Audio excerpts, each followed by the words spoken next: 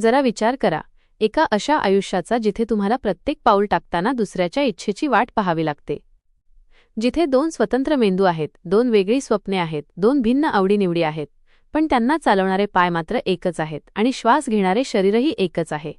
ज्या जगामध्ये लोक छोट्याशा संकटाने कोलमडून पडतात, तिथे अमृतसरच्या मातीत दोन हिरे असे चमकले, ज्यांनी नियतीच्या क्रूर थट्टेलाच आपल्या आयुष्यातील सर्वात मोठे आव्हान मानून स्वीकारले. ही कहाणी आहे सोहना आणि मोहना या जोडप्याची, ज्यांना विज्ञानाने कॉन्जॉइंट ट्विन्स म्हटले, पण ज्यांच्या जगण्याने संपूर्ण जगाला धैर्याची नवी व्याख्या शिकवली.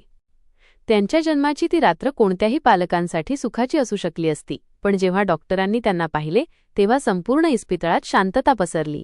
2 डोकी, 2 हृदय, 4 हात, पण कमरेखालचा भाग मात्र एकच. डॉक्टरांनी स्पष्ट सांगितले की यांना वेगळे करणे म्हणजे एकाचा मृत्यू निश्चित आहे.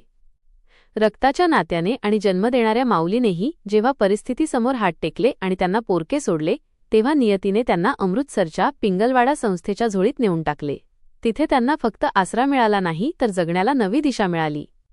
बालपण सोपे नव्हते, कारण जेव्हा इतर मुले धावायची, खेळायची, तेव्हा सोहना मोहनाला हे शिकावे लागायचे की एकाच शरीरावर 2 स्वतंत्र मेंदूंचे नियंत्रण कसे मिळवायचे.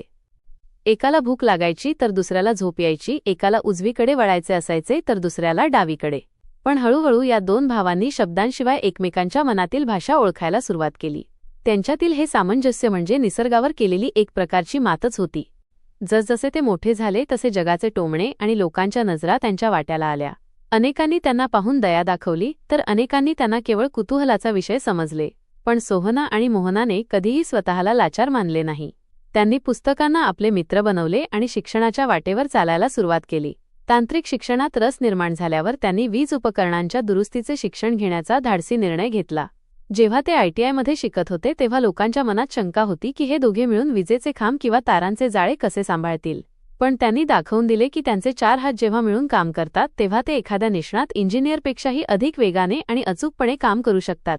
आज ते पंजाबच्या वीज विभागात सरकारी नोकरी करत आहेत आणि आपला स्वतःचा घाम गाळून स्वाभिमानाची भाकरी खात आहेत.